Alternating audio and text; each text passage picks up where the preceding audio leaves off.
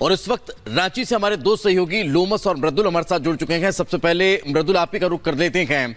जिस बात का लगातार जिक्र भारतीय जनता पार्टी कर रही थी कि जेएमएम में एकजुटता का अभाव है, क्या अब वो धरातल पर दिखाई देने लगा है? मृदुल,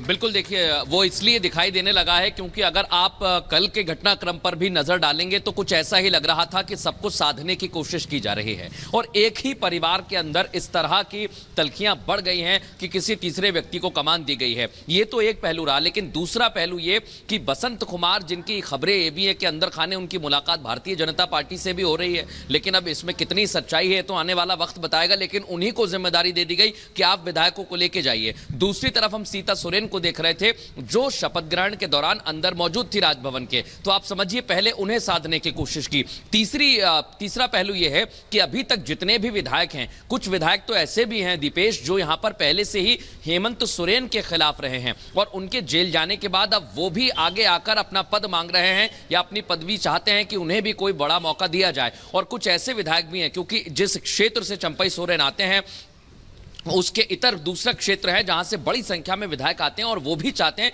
कि उन्हें प्रतिनिधित्व मिले, लेकिन ज्यादा मंत्रिमंडल में सदस्य नहीं हैं, इनके पास संख्या बल सिर्फ 12 रह जाएगी। तो सबसे बड़ा और अहम सवाल यही है कि किसको कहां पर सेट किया जाए, ये सबसे बड़ी परेशानी है। और इसलिए कहा जा रहा है कि अगर एक भी चूक होती है, एक भी गलती होती है तो इसका खामियाजा भुगतना पड़ेगा। लेकिन हां, इतना जरूर कहा जा सकता है कि समय बहुत कम बचा है, कैबिनेट का विस्तार भी होना है, उस पर भी निगाहें टिकी हुई हैं, लेकिन वो अब कब तक होगा, 2 से 3 दिन का वक्त लग सकता है उसमें भी। इसी से समझा जा सकता है कि अभी साधने की कोशिश फ्लोर की जा टेस्ट रही में है। कहीं ना कहीं नंबर गेम जो है वो साबित करना पड़ेगा लोमस। लेकिन अभी जो बयान आ रहा है लोबिन हेब्रिन का, वो ये कह रहे हैं कि पार्टी आदिवासियों की रही ही नहीं और यहां तक ऐलान कर रहे हैं कि वो अपनी विधायकी का पद त्यागना चाहते हैं, पार्टी को छोड़ना चाहते हैं। क्या ऐसे और भी विधायक हैं जो सामने आएंगे और पार्टी टूट की कगार तक पहुंच जाएगी?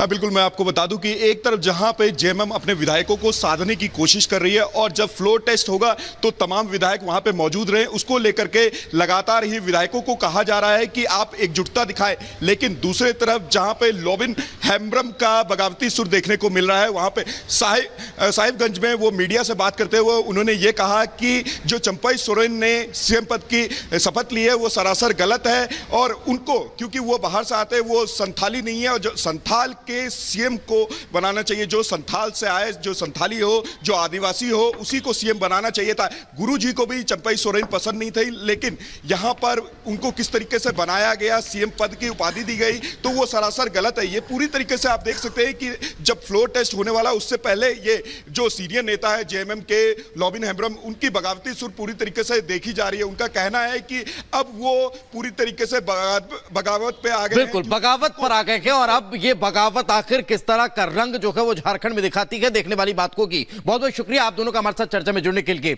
आगे बढ़ते हैं और अगली खबर का रुख करते हैं। बात कर लेते हैं संसद की, जहां पर लोकसभा में ओवैसी एक बार फिर सरकार पर भड़कते हुए नजर आए। इतना नहीं, उन्होंने ये तक कह दिया कि सरकार हर मस्जिद को छीनना चाहती है, दबाव सरकार बना रही है, सत्य से भय नहीं, कानून पर सवाल। तो इस तरह की बातें हो रही है, मुस्लिमों को दबाने की कोशिश हो रही है, ये वैसी कह रहे हैं। लोकसभा में सरकार पर भड़कते हुए असदुद्दीन ओवैसी ने सरकार पर मस्जिदों को छीनने का आरोप लगाया और कहा कि मुस्लिमों को दबाने की कोशिश हो रही है।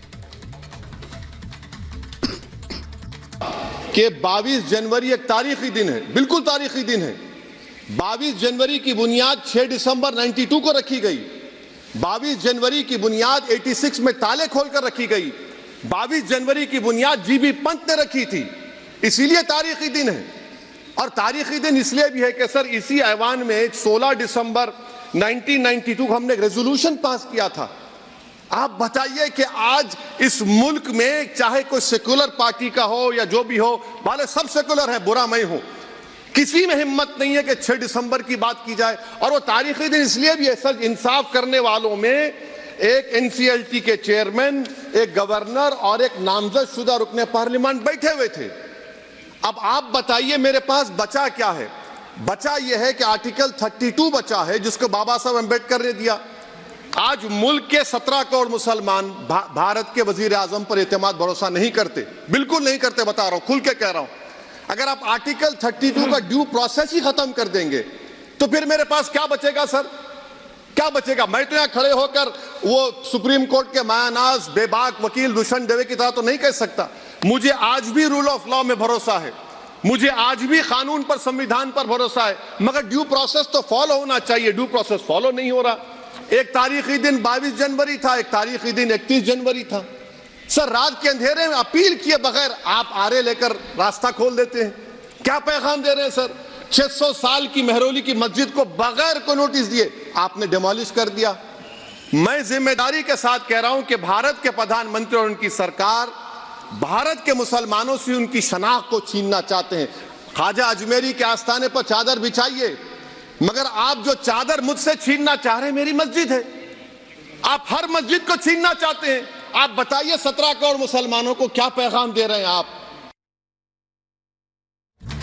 तो असदुद्दीन ओवैसी सवाल उठाते हैं सरकार पर कि सरकार साजिश रच रही है हर मंदिर को, मस्जिद को छीनने की। इस बीच ज्ञानवापी में व्यास जी के तहखाने में पूजा का अधिकार मिलने के बाद हिंदू पक्ष में खुशी की लहर है। भक्तों का तांता लगा हुआ है पूजा पाठ करने के लिए, लेकिन मुस्लिम पक्ष इस पर सवाल उठा रहा है और इस फैसले को आगे चुनौती देने की बात करता है। खास रिपोर्ट आपको दिखाते हैं।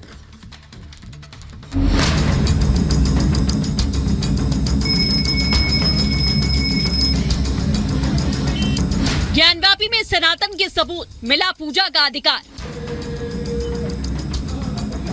मुस्लिम पक्ष को ऐतराज, छावनी में तब्दील ज्ञानवापी। लंबे इंतजार और संघर्ष के बाद व्यास तहखाने में पूजा के लिए हिंदू पक्ष को हरी झंडी मिली तो बिना किसी देरी के हिंदू पक्ष ने व्यास तहखाने की साफ सफाई की और पूजा पाठ शुरू किया। पूजा का अधिकार मिलने के बाद ज्ञानवापी परिसर के बाहर हिंदू पक्ष के लोग लगातार पहुंच रहे हैं। बाबा के जयकारों से ज्ञानवापी गूंज रहा है। कोर्ट के आदेश के बाद अब हिंदू पक्ष ने मंदिर की मांग पर जोर देना शुरू कर दिया है। कि भगवान आदि विश्वेश्वर के पूर्ण स्थापना की प्रक्रिया शुरू हो गई है। अब धीरे धीरे पूरी व्यवस्था सही हो जाएगी। पूजा अर्चना की विधि क्या रही? पूजा अर्चना की वही विधि होगी जो बाबा विश्वनाथ की होती है, उसी विधि से। कल कैसे शुरुआत की गई? इतने सालों बाद, 30 सालों बाद पूजा अर्चना की गई? सारी पूजा अर्चना की गई, भगवान का स्मरण किया गया, ध्यान किया गया, उनकी आरती की गई। ये सारी व्यवस्था पूर्ववत हुई है। गंगा जल से स्नान भी कराया गया। तो गंगा जल शिव के लिए जरूरी है। जब भी अभिषेक होता है गंगा जल से ही होता है। अब रोजाना पूजा अर्चना नियमित रूप से होगा और ढंग से होगा। आम जनता के लिए भी खोल दिया जाएगा, बिल्कुल खोल दिया जाएगा। व्यास तहखाने में पूजा का आदेश मिलने के साथ ही हर तरफ खुशी है। सनातनियों को उनका अधिकार मिला तो साधु संत झूम उठे। साधु संतों का कहना है कि मुस्लिम पक्ष के पूर्वजों की कुछ गलतियां हुई जिन्हें स्वीकार करके अब उन्हें ज्ञानवापी को छोड़ देना चाहिए। हमें जो पवित्र वो शिवलिंग है ऊपर, उसके पूजा का भी अधिकार हमें प्राप्त होना ही चाहिए। और मैं मुसलमानों से पुनः विनम्रता से आग्रह करूंगा कि किसी के भड़काव में आवे बगैर उन्हें स्वीकार करनी चाहिए कि उनके पूर्वजों से गलतियां हुई हैं और उन गलतियों का परिमार्जन आवश्यक है। और परिमार्जन स्वरूप वो कहीं और जगह देखें, काशी ज्ञानवापी के मंदिर को छोड़ करके हट जाएं, यही बेहतर होगा। एक तरफ हिंदू पक्ष में जश्न का माहौल है, दूसरी तरफ अब ज्ञानवापी के आसपास के इलाके को छावनी में तब्दील कर दिया गया।